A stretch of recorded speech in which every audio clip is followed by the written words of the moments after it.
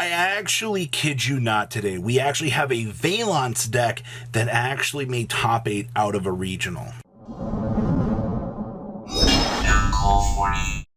Holy moly to the 34% of you that have not smashed the living crap out of that subscribe button. Smash it so we can climb up the 110,000 ladder here. So your breakdown for this regional is amazing. This is what a diverse format looks like, ladies and gentlemen. I understand that we have the next setup here on the horizon, but that's fine. All right, for now, I'm excited to see only 2 Tier Elements decks in Top Cut. Yes! Everybody got sick of playing the deck, so they diversified for the event. It's kind of what feeling I've been starting to get here. But the winning Tier Elements deck was Naturia Tier Elements. What? Yeah, we really expanded out here and really kind of tested the differences of the format, which is amazing, by the way. We also had a Kashtira deck that made its way into Top Cut as well. You know, getting second place in this format is pretty good. It definitely opens up the doors to some interesting things here. We also had Sword Soul making its way into Top Cut, which I'm no stranger to seeing Sword Soul. You shouldn't be either. The deck performs relatively well. We also had, now, technically, we had one Dragon Link, and technically it'd be classified as a Dragon Link deck, but it was Thunder Bysteel. You'll see the list here in a second, but Thunder Bysteel was actually one of the coolest looking decks out of this Top Cut. And I think that in itself is very, very interesting to kind of take note of the difference there in power. And then we also had a Floowandereeze deck fly on into the Top Cut of this event, which is pretty interesting. And then we had a Vaylantz deck make Top Cut here. Now, I do want to say that this isn't the first appearance of Vaylantz. There's an FTK that topped in France recently that I have filmed. I haven't had the chance to put it out yet because everything else that's been happening, but that will come shortly here. I'll try to get that out ASAP. But Vaylantz, of all things, let's pass that over so you can take a look at these deck profiles. All right, well, winning the event is none other than I wanted to play melee cards with my Naturia deck, is what we're going to call this. First of all, milling the tree feels really good. You're going to have a crap smile on your face. You get access to Exchange and Spirits. You have natural synergy with the Shizu package in here. It's going to give you access to a lot of your very normal plays that you would have with this deck. Also, I mean, being able to make Naturia Beast in this format is not necessarily a bad thing. You have a lot of things to unpack here because of this Top Cut, and I think that that's pretty interesting. And in itself, just being able to see, you know, the differences and things that are happening here because of, you know, the evolutions of the format. So very, very interesting to see, you know, the choices and things really paying off here overall. So good stuff with that. I don't really have too much else to say about this list.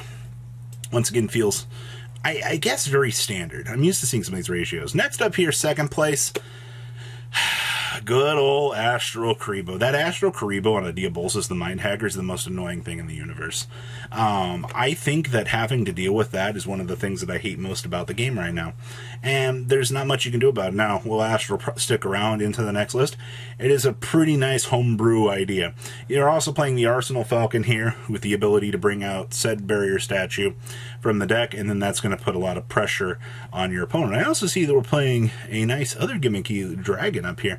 I'm not too familiar with the name of that is. Some of you guys will point that out in the comment section. They're going to be like, oh, Robbie doesn't know everything. Haha, loser. Yeah, you're right. I don't. But I do know that this deck is going to evolve at a very rapid pace. And I think that that's going to be something very worth keeping an eye on to see, because when this deck gets its new form of power, the format's going to get topsy-turvied, upside down. So, good stuff. Third place here. It's our other Tier Elements player. Found them. All right, cool. So this is the end of talking about Tier Elements. Just kidding. We are playing 5 Bysteals in the main deck. That's kind of interesting. I see that we're playing the 1 Herald. We're playing only double Super Polymerization in the main deck. I guess maybe that there was just maybe some sort of, I don't know, maybe didn't need it today. I don't know. For a lot of these builds, you do tend to see a lot more people trying to dedicate the extra slot. I mean, we are playing the Diviner in this build, so that's not really much of a real change-a-roo there. To be perfectly honest with you... Oh, wait, we're citing the Gravekeeper's Trap? What? Okay, that's an interesting little tech choice. You don't really see, it's either main or you don't play it at all. So to see it show up in a side deck is kind of cool, I guess, at the end of the day. Huh. Yeah, I don't have any other real, there's nothing else really to point out about that, but that's kind of interesting to see the value of that there. Now, fourth place here is our Sword Soul Duelist. Hey, we're main decking Bysteals, 7 of them.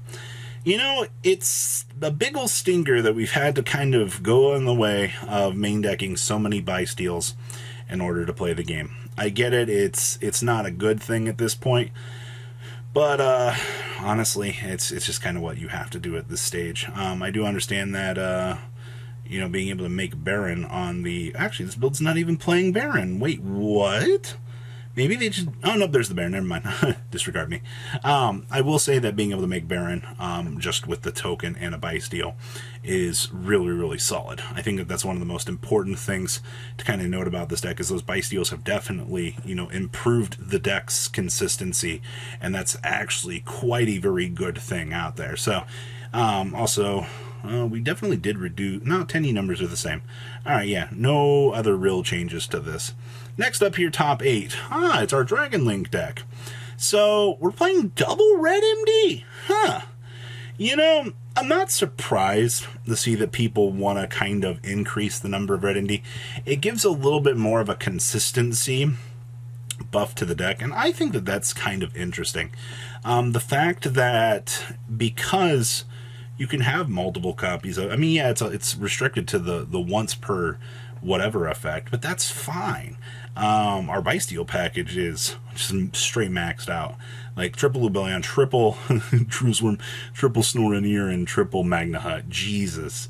We are not going to have to deal with anything out here. But yeah, that's the life of what Dragon Link has kind of evolved into. It's just, how many Bysteals can you jam-pack into this thing and have it actually work out for you? And the answer appears to be a lot. All right. Let's see here. Oh, here's our Thunder list. This list is actually really cool.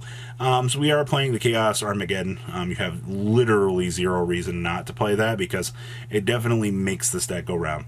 Now, basically with the Thunder Dragon package in here, you're going to basically be turboing through them as stepping stones for extra deck resources. We are not playing Titan or any of the other stuff. It's just going to be an engine that's entire purpose is to go, oh, hey, look at this. I can go ahead and turbo through my resources in order to capitalize and do my thing. And that's not really all that surprising. That's actually quite common of the Thunder Dragon builds to just use that Thunder Dragon package as, you know, stepping stones to basically facilitate getting through what the deck wants to do. So I wouldn't even know if I'd really call this Thunder. I'd probably just call it literally Bysteel and Friends at this point. But that's a story really for another day. So yeah, good stuff. I also like the fact we're playing the Trishula fusion. That's kind of cool. All right. Here's our Vaylantz list. Now, I am not too familiar here with what we are planning to do with this deck. Now, Beyond the Pendulum is an absolutely bonkers card. We know that. I also see that we are playing the Crawler Big Deuce level 9 down there in the extra deck. I also see that we're playing Nirvana High Paladin as well. That actually kind of opens up some interesting questions as to some of the plays that I feel like we can pull off with this deck. But I really don't know. I also see we're playing a Spellbound as well. Metaphys, Horror, Shenanigans, Borrowload, Savage. Everything here is a little bit out of my department. Also, Magic Caliber is an amazing card. I have seen some of the cool things that this deck can do because of Magic Caliber, and it really, really definitely makes you interested in being a Pendulum player at the end of the day. So, woo-wee, good stuff here. And then the last list we have here is a Floowandereeze player. Ooh, we found one. Super interesting things about this list. Double M-Pen standard, one Stormwind standard, triple Dark Ruler no more. We're actually playing triple Dimensional Fissure. You know, you don't really see it all that much. I do think that, you know, for it being what it is definitely an important card. And I see we're also playing triple Harpy's Featherstorm with 2 copies of Trap Trick. So you want to make sure that you can slam down and see that amazing card when you side it in. But outside of that, I mean, the deck feels very, very standard for what it is. So that is the best regional breakdown I have ever seen out of this format. Please leave a comment down below, tell me what you guys think, and I'll see your beautiful faces back here later today, guys. Peace. Patrons, thank you.